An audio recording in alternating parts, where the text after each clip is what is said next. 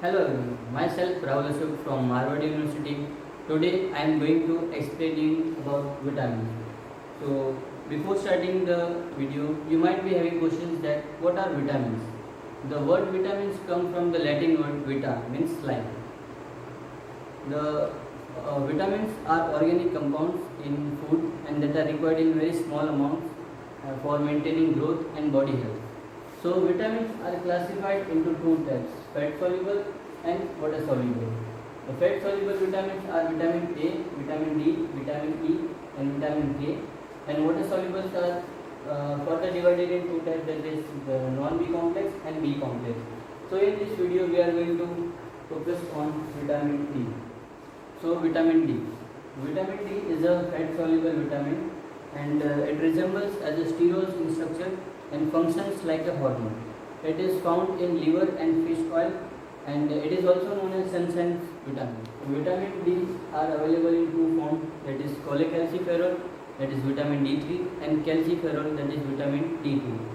The cholecalciferol are made from 7D hydrocholesterol in the skin of human and animal, and calciferol is obtained artificially by irradiation of argysterols and is called argycalciferol. So now the functions of vitamin D.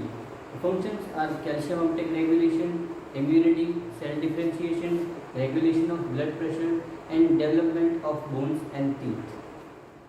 So now we'll understand the metabolism and its biochemical function of vitamin D. So calcitol is the biologically active form of vitamin D with a main function to maintain calcium homeostasis. It regulates the plasma level of calcium and phosphate.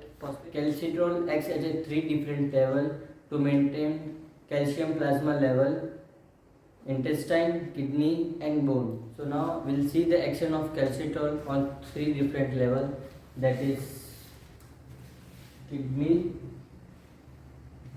bone and intestine. So now we'll see the action of calcitol on intestinal. So the calcitol increases the intestinal absorption of calcium and phosphate. So in the intestinal cells, calcitol binds with a cytosolic receptor to form a calcitol receptor. This complex then approaches the nucleus and interacts with the specific DNA, leading to synthesis of specific calcium binding protein, that is calbulin. This process increases the calcium uptake by the now we'll see the action of calcitol on kidney.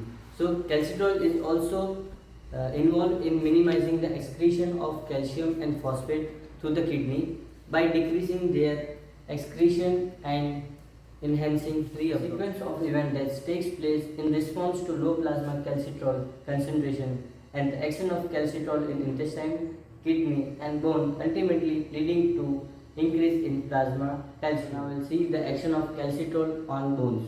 In the osteoblast of bone, calcitol stimulates calcium uptake for deposition as calcium phosphate. Thus, calcitol is essential for bone formation. The bone is an important reservoir of calcium and phosphate. So, the calcitol, along with the parathyroid hormone, increases the mobilization of calcium and phosphate from the bone. This causes the elevation in the plasma calcium and phosphate level. Now, the deficiency of vitamin D.